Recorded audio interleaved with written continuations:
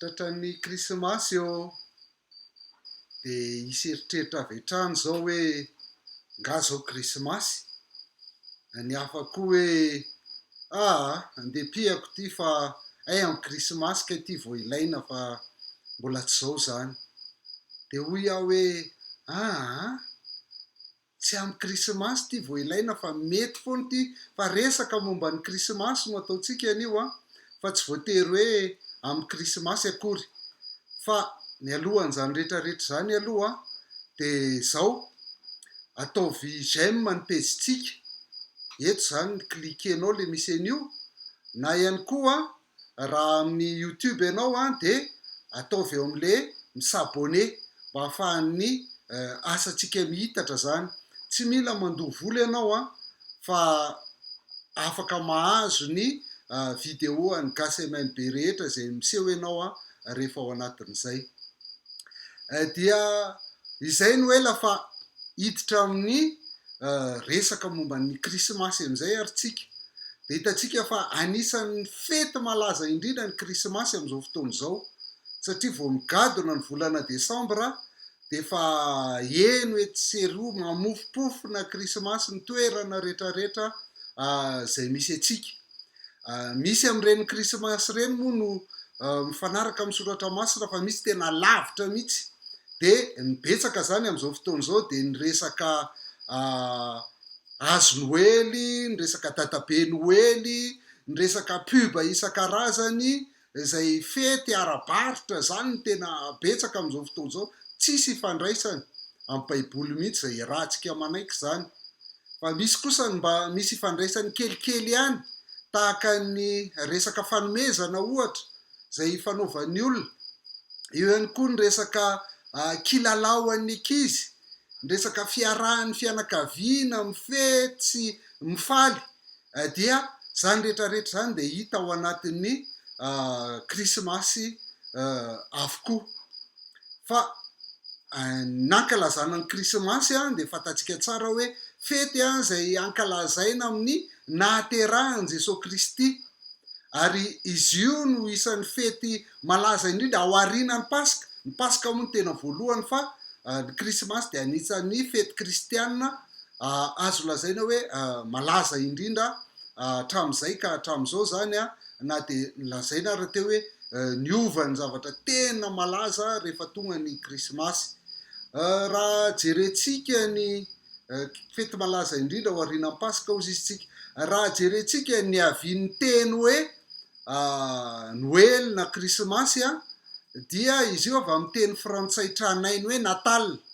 Zay zany ny andohan'le hoe Noël avy amin'ny hoe Natal zay midika hoe fahaterahana. Dia natao mihitsy ho an'ny hatsiarovana ny nahaterahany Jesosy Kristy izy io.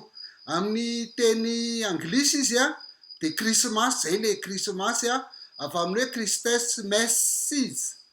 Zay Messies moa de avy amin'ny teny hoe célébration, fankalazana. De ny krismasy zany raha ny tena izy de fankalazana ny Kristy. Zay ny tena heviny izy io. Raha amin'ny teny allemand ndray izy de avy amin'ny hoe Weihnachten, zany hoe ao amin'ny alina masina teny Alemana tranainy no niavian'izy io. Zay zany no anarana ny antsoina ny krismasy, misy ifandraisany amin'ny Kristy sy nahaterahan'ny Kristy hatrany izy io. Dia misy nefa am'izao fotoana izao zany ny kristianina zay na ny olona milaza azy ho kristianina zay manohatra mafy an'izany krismasy zany ary milaza fa Noely dia avy amin'ny teny anglisy hoe no, zany hoe tsy misy, de miampy ny teny hebreo hoe el zay midika hoe Andriamanitra. Dia Noely zany de hoe Noël tsy misy Andriamanitra. De eo moa ny ilazany hoe tsy hita ao anaty baiboly hoe 25 desambra tokoa Jesosy Kristy no teraka, ary de raha io ianao mankalaza ny fety Noely amin'ny 25 desambra de tsisy Andriamanitra izany. Ore olona fa nakay izy Andriamanitra rehefa 25 desambra ve de lasa nitsoaka izy nanao vakansy izy sa lasa izy no tsisy Andriamanitra rehefa 25 ny volana desambra. asa zay raha ny teny fotsiny a raha Noël ny teny frantsay e de teny frantsay ve de mengy amin'ny teny anglisy teny hebreo ny akamaroan'ny teny frantsay de avy amin'ny teny latina sy teny grika fa tsisy an'izany hoe teny frantsay de teny anglisy teny hebreo zany fa misy ny andohany tsara io fa de apetsaka ny olona zay ratsy eritreritra manana mauvaise foi ozy fitenenana ka mamorona zavatra tsy mitombona mihitsy a entina ilazana ny tsy fetezan'ny Noël ny krismasy rehefa 25 ny volana Desambra. Marina tokoa fa tsy hita ao anaty baiboly ny hoe 25 Desambra Jesosy Kristy niteraka satria tsisy daty ao ny daty calendrier grégoriana zay ampiasaitsika de efa taty amin'ny taonjato 570 zay vao natao ka tsy hisy an'izany mihitsy zany ao anaty baiboly hoe zay no naterahan'i Jesosy Kristy fa na izany aza dia tsy miankina am'le andro hoe 25 Desambra de misy Andriamanitra fa rehefa tsy 25 Desambra de misy Andriamanitra fa rehefa 25 Desambra de tsisy Andriamanitra dia izay no atao resabe maneraka ny tambajotra sosialy rehetra isaky ny rehefa manakaiky ny Noël de aza mankalaza an'io fa tsisy an'izany ao anaty baiboly tsy biblika zany fa matetika ny olona manao an'izany de ny olona zay mijery andro foana sanatria ve de tahaka an'ireny olona mbola manaraka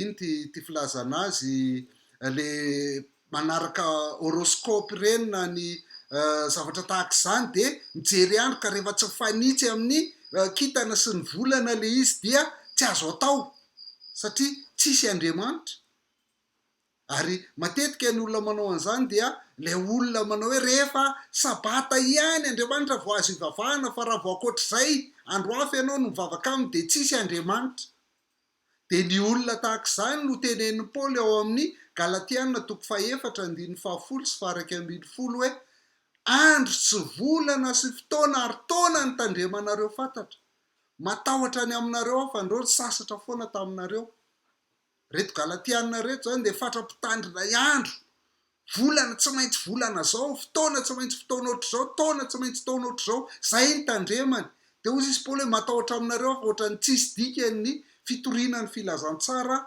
zay natao taminareo raha mbola izany ny tandremanareo fa tsy lay Jesosy Kristy mbola tsy maintsy sabata sy tahaka izany ihany ka hojerentsika zany na ninona moa no eo amin'ny tantara no natao 25 ny volana Desambra ny andro Noël ny zavatra misy zany any amin'iny faritra avaratra iny any amin'iny Eropa avaratra iny satria avany moa ny voan'ny kolotsaina amin'ny ankapobeny rehefa eo amin'ny 20 ka hatramin'ny 22 ny volana Desambra eo dia antsoina hoe solstice d'hiver zany hoe ririnina ny andro de amin'io no fohy indrindra ny andro fa lava indrindra ny alina amin'io fotoana io ary matetika moa de eo amin'ny 20 volana Desambra eo lava be ny alina tahaka ny tsy hiposaka mihitsy ny masoandro de zany no natonga ny hoe 21 Desambra 2012 de nilazaina hoe amin'io daty io no faharandro satria ny olona rehetra mieritreritra foana hoe lava loatra ny alina ka ohatran'ny tsy hiposaka tsony ny andro de tapitra eo zany ny andro zay ny atao hoe solstice d'hiver de ny zavatra mitranga rehefa aorinan'io 3 andro ao aorinan'io de manomboka miverina am'loniny tsikelikely am'izay ny ngabe masoandro dia rehefa melava indray ny andro dia nanao fety ny olona tamin'izany andro zany ary ny fety tena nankalazainy zareo de lay fety antsoina hoe dis natalis solis invicti zany hoe fety fankalazana ny fahaterahan'ilay masoandro tsy mety resy 3 andro ao aorinan'io zany hoe any amin'ny 25 volana Desambra any zany dia fety be ho an'ny gentilisa io andro 25 volana Desambra io ivavahana amin'ny ingabe masoandro zay azo lazaina hoe niverina indray zay zany ny zavatra nitranga tamin'ny fety foana fety gentilisa eny fety gentilisa ny 25 Desambra talo ary taty aoriana tamin'ny andron'ny Romanina dia natao fety ihany koa izy io naterahan'ny Andriamanitra masoandro, ary ny anaran'ilay Andriamanitra masoandro dia nantsoina hoe mitra. Fety naterahan'ny mitra zany ny 25 ny volana Desambra.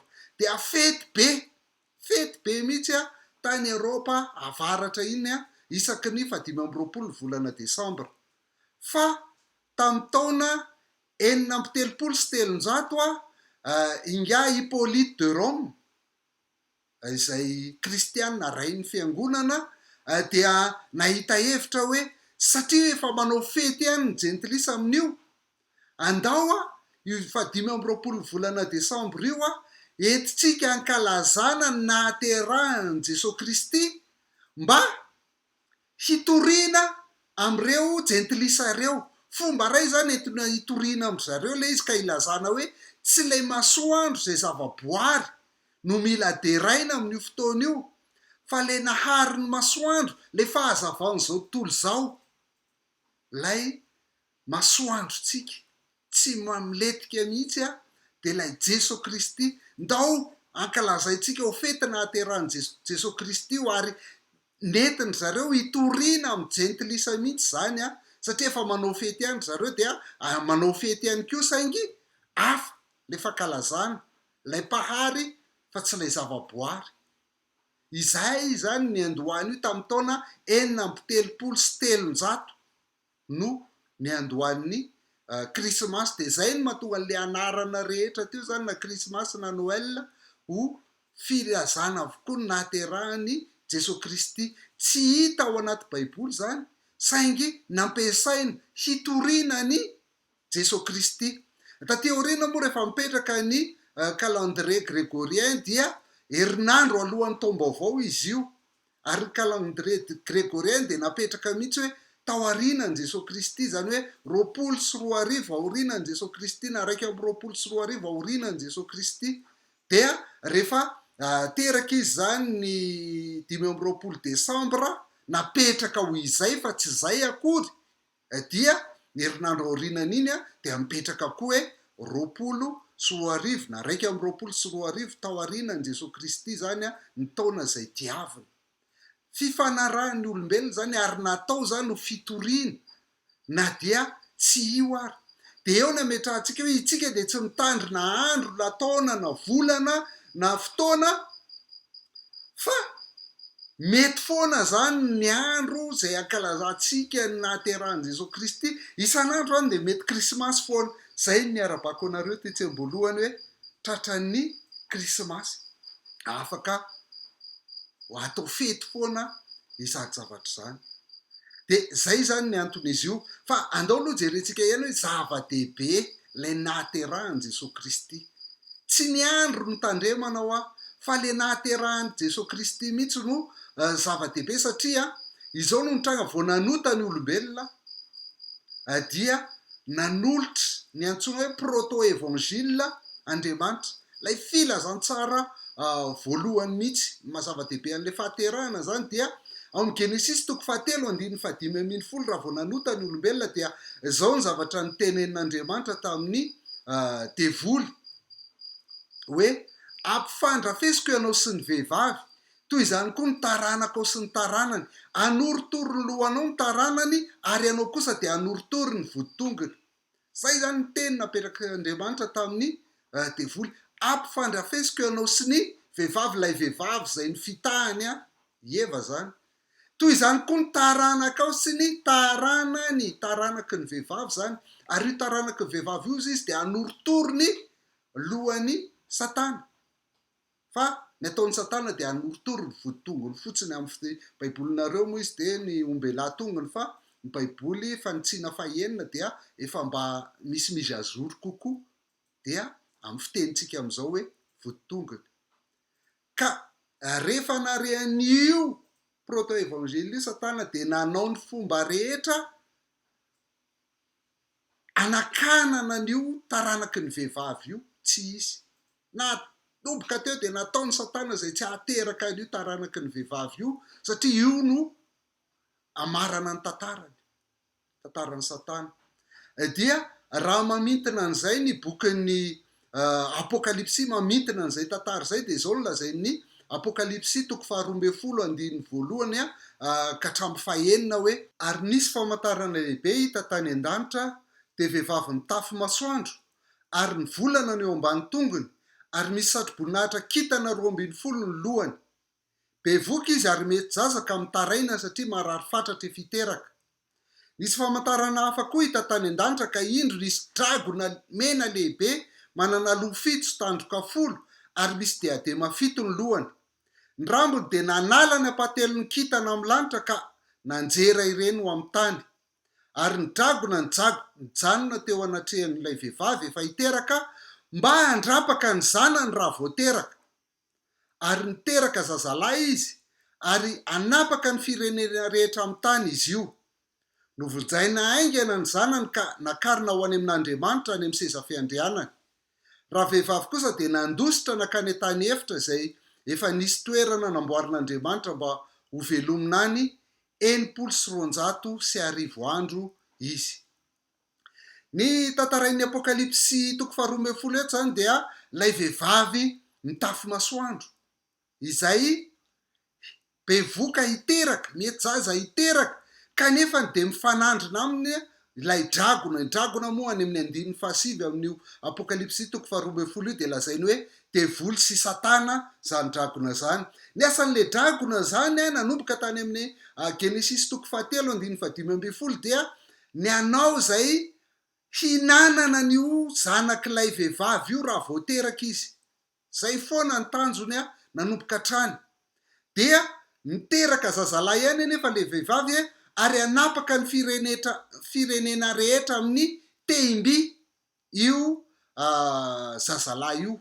Dia kanjo moa izy nivonjena aingana nakarina ho any amin'Andriamanitra izany. Iza io zazalahy zay anapaka ny firenena rehetra amin'ny tehimby io? Ny Salamo 4:7 ka hatramin'ny 7 no milaza an'izany, zany manao hoe hanambara didina voaka ny tompo izy no nilaza tamiko hoe zanako ianao, izany no niteraka anao androany. Mangatahako dia omeko lovanao ny jentilisa ary ho fanananao ny tany rehetra. Ho torotoroinao amin'ny tehimby izy toy ny famaky vilany tany no hamontsamotsananao azy.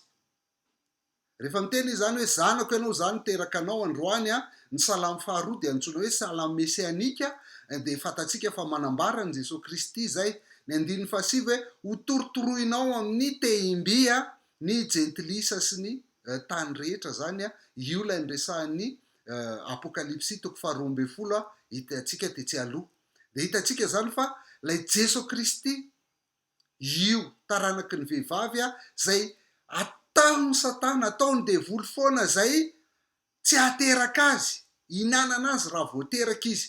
Ary zay mihitsy ny fandehan'ny tantara rehetra raha nanomboka i Adama niteraka ny Kaina sy i Abela, dia rehefa hita ny devoly fa i Abela, ny fanatitra Abela nankasitrahan'Andriamanitra, dia namitsaka teo ambaravarana teo amin'ny Kaina izy mba hamonoana ny Abela. Natao zay hamonoana ny Abela na dia mbola tsy nananjalaka ary izy dia efa tapitra hatreo zany ilay taranaky ny vehivavy satria tsy avy amin'ny Kaina.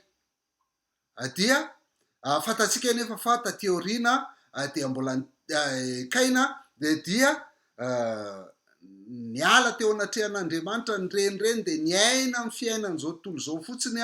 Ny zanany nisy an'i Enoka zay nanao ny tanàna voalohany, nisy an'i Rata, nisy an'i Meojaela, nisy an'i Metsela, nisy an'i Lameka zay nampirafy voalohany, nisy an'i Jabala sy Jobala. I Jabala dia izy no mpanao trano voalohany sy piopy voalohany.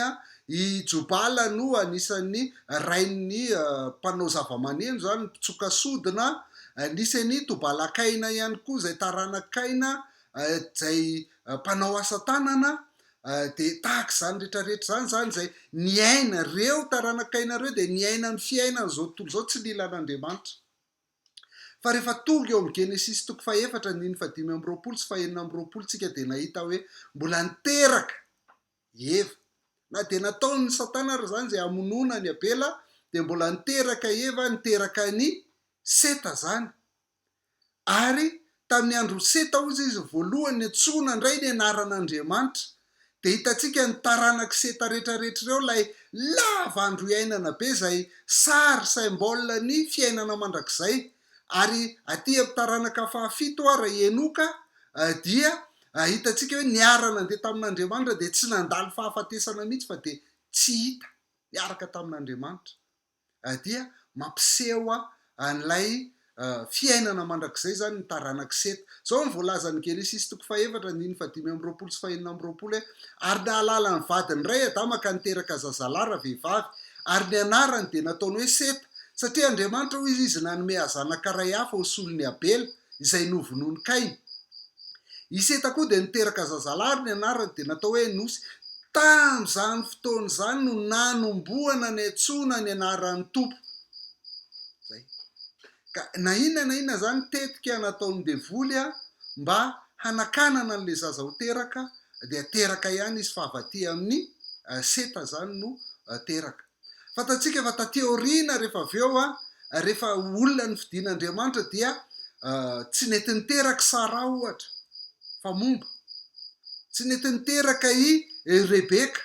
De tahaka zany koa Israely raha nanana vady anankiroa ary Jakoba de Lea sy Raely de Lea niteraka fa Raely tsy nety nahazo zaza mihitsiny. Nefa io ny tena tiany Jakoba.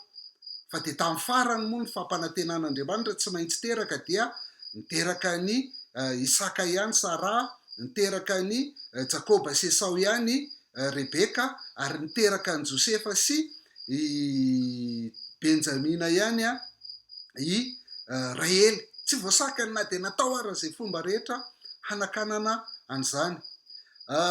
Taty aoriana ihany koa tamin'ny andron'ny Joda. Genesis 8:7-9 de zao no voasoratra hoe ary naka vady ho an'ny Eralamatoa ny Joda, Tamara no anarany. Ratsy fanahy teo mason'ny Tompo anefa i Eralamatoa ny Joda ka novonoin'ny Tompo. De hoy Joda tamin'ny onana, aoka ianao anambady ny vadiny rahalahinao ka tanterao ny adidinao amin'ny maha-rahalahiny maty anao mba amelomanao maso azy. Fantatreo nana fa tsy ho azy tsinona ny taranaka, ka rehefa nandry tamin'ny vadiny rahalahiny izy de nandraraka tamin'ny tany mba tsy hisy taranaka ho an'ny rahalahiny. Tsy nankasitrahan'ny Tompo zay nataony ka novonoiny koa izy.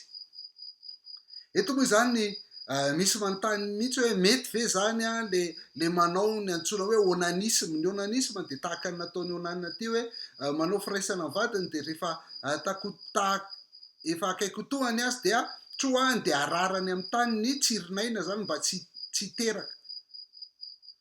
De raha eto zany hoe de maty onana noho izay fa everiko fa tsy resaka izay fandrindrampiterahana zay loatra na de atao tsy tena mahomby io zavatra io. Tsy mahomby io. Tsy tena mety amin'ny lafiny betsaka mihitsy io. Kanefany tsy tena izay loatra ny olan'Andriamanitra eto fa ny olan'Andriamanitra eto de lay tsy manome taranaka ho an'ny Tamara. Fa tsy maintsy avy amin'ny Tamara ny voan'lay taranaka zany lay tary amin'ny Genesis 3:7. De tsy nety nanome an'izay onana de zay no natonga anazy novonoin'ny Tompo. Mbola nanana zandry zanaka fahatelo ihany moa Joda aveo fa tsy nety nomeny ny Tamara ntsony izy de nanao tetika Tamara rehefa maty ny vadiny Joda, nanao tahaka ny mpivarotena dia nanao firaisana tamin'ny Joda dia nananjanaka tamin'ny Joda ihany i Tamara rehefa aveo dia i Fareza zany ny zanany de hitantsika fa i Fareza dia tafiditra ao anatin'ny tetiaran'ny Jesosy Kristy, zany hoe tafiditra ao anatin'ny razamben'i Jesosy Kristy. Ka na inona zany nataony devoly hanakanana an'le taranaka ny vehivavy tsy ho teraka dia tsy maintsy tonga ihany izy. Ary hitantsika eo i Tamara no anisan'ny vehivavy voalohany tafiditra ao anatin'ny tetiaran'i Jesosy Kristy raha tsy tena misy vehivavy zany tetiarana jiosy zany.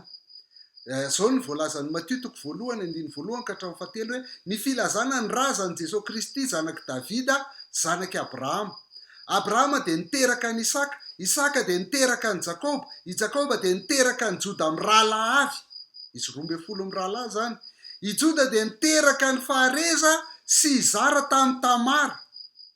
I Fareza de niteraka ny Hezrona, Hezrona de niteraka ny Arama de tonga any amin'ny Jesosy Kristy izy ny farany. de hitanareo zany le taranaka ny vehivavy voasoratra eto de taranaka Tamara ary avy amin'ny Joda nivoahany Jesosy Kristy. Ataony devoly foana ny anakanana ny tsy hahaterahany io taranaka ny vehivavy io fa tsy maintsy tanteraka izany. De fatatsika hoe i Mosesy dia tamin'ny tany Egypta ny zanak'Israely dia niteraka be de be ry zareo noho ny fitantanan'Andriamanitra zany de be de be ry zareo de natahotra ny Egyptiana hoe sao dia lasa betsaka noho itsika reto ka itsika nireny zanahany reto dia nandevozin'ny Egyptiana ny zanak'Israely fa niteraka betsaka ihany. De inona nataon'ny Egyptiana? Novonony avokoa ny lehilahy rehetra zay voateraka. Novonony avokoa ny lehilahy rehetra zanak'Israely voateraka.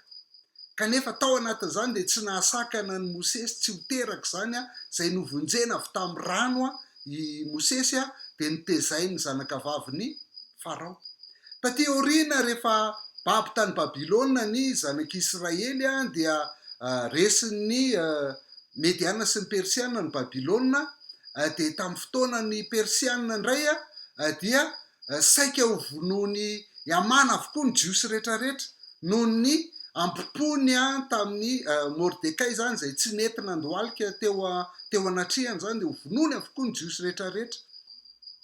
De zay tsika vao tonga ty amin'ny Estera zany le voalaza teo fa zay nylazay Mordekay ny Estera sao de zao no nahatonga anao ho lasa mpanjaka vavy mba angataka amin'ny mpanjaka mba tsy hamonoana ny jiosy. Natahotra ihany moa Estera satria tsy afaka manantona ny mpanjaka izy raha tsy tondroany mpanjaka miteny. De niteny Estera hoe mivavara manao fifadikanana 3 andro sy 3 alina ianareo mba anatrehako eo amin'ny mpanjaka. De tamin'ny farany moa dia i Mordekay i Hamana indray no fatsihana no ombona naantona teo amin'ny hazo izay efa nomaniny iantonany Mordekay ary de avitra tsara ny jiosy.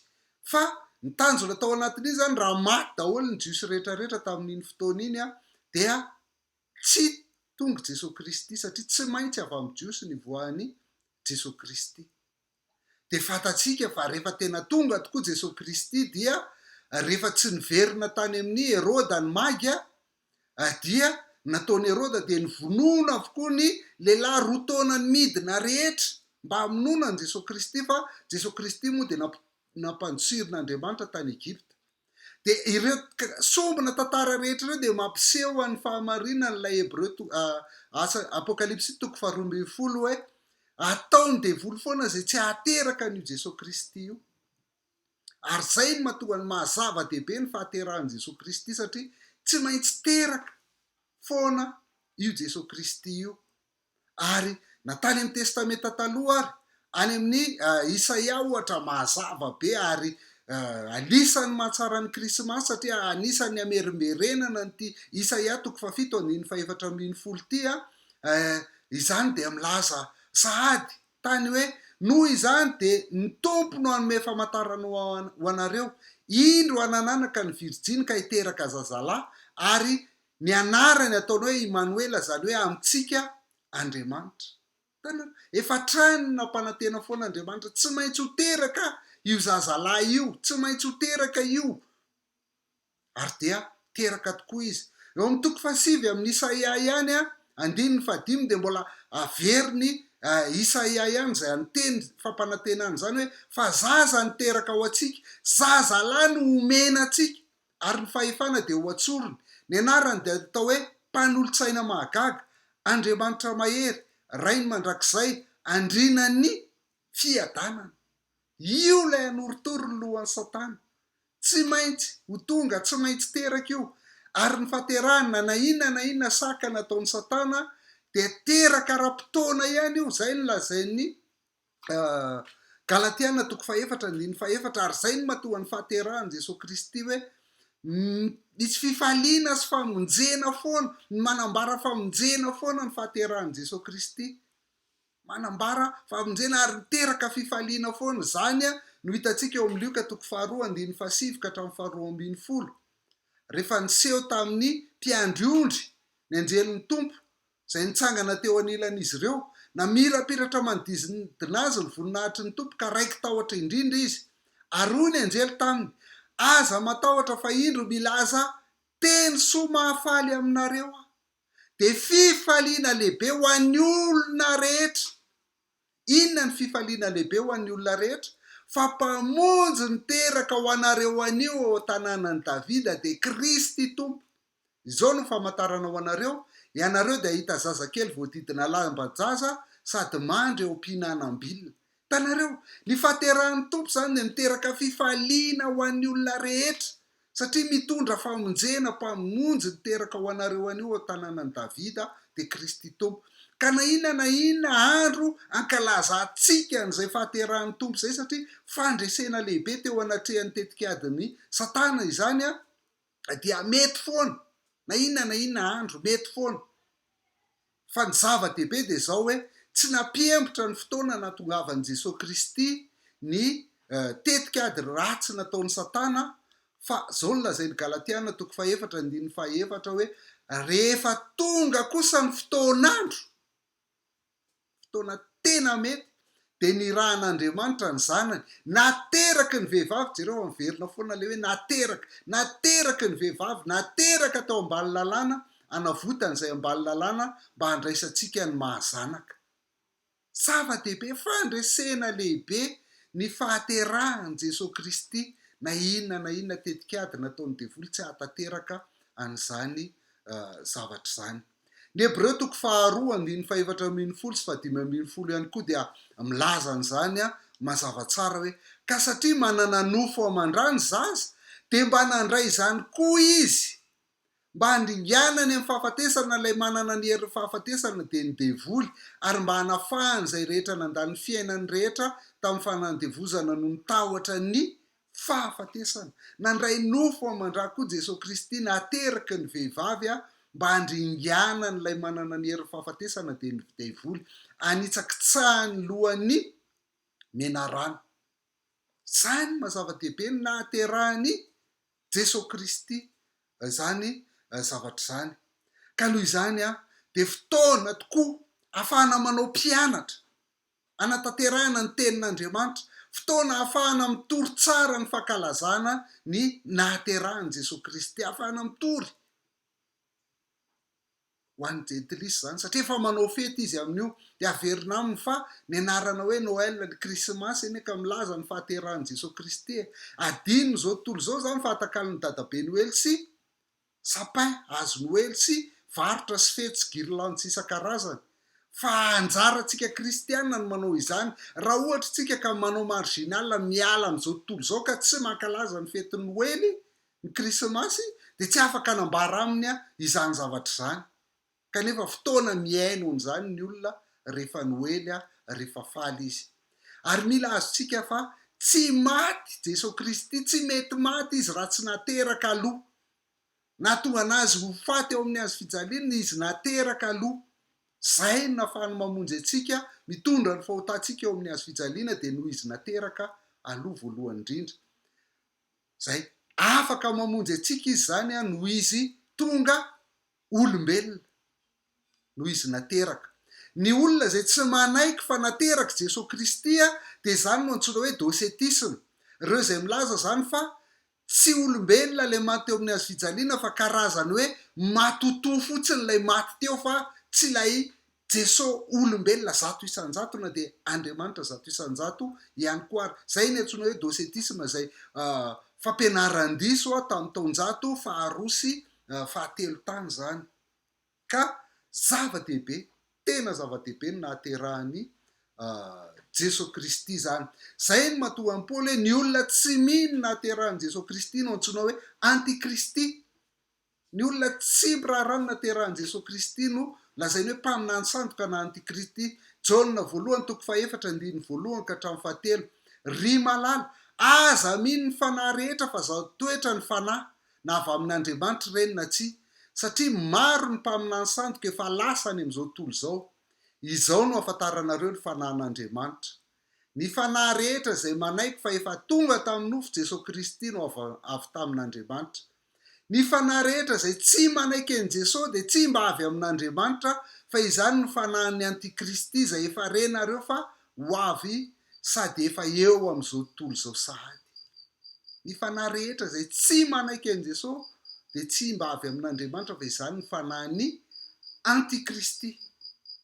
Ka raha manaiky izany tsika de tsara mihitsy no ankalazantsika ny nahaterahan' Jesosy Kristy tsy olana raha ny 25 Desambra no olanao, tsisy an'izany ao anaty baiboly, tsy izany ny nahaterahan' Jesosy Kristy fa tsy ny andro ny zava-dehibe fa ny hevitra hoe nateraka ihany lay taranaky ny vehivavy ary rehefa teo amin'ny hazo fijaliana de nitorotoroany ny lohan'ny Satana de nandresy lay tompontsika. Ka nahoantsika ny tsy faly am'izany, nahoantsika ny tsy ho ankalaza an'Andriamanitra am'izany fahaterahana izany na andro inona io. Fa ny Andriamanitsika de Andriamanitra manerana, Andriamanitra eo foana rehefa 2 na 3 mivory amin'ny anarany de eo afovoany foana izy na inona na andro na inona andro, fa tsy andro na volana na fotoana na taona no tandremantsika fa lay zanaky ny vehivavy nateraka nandresy ny devoly, nandresy ny Satana. De mirary fety sambatra ho antsika rehetra ary.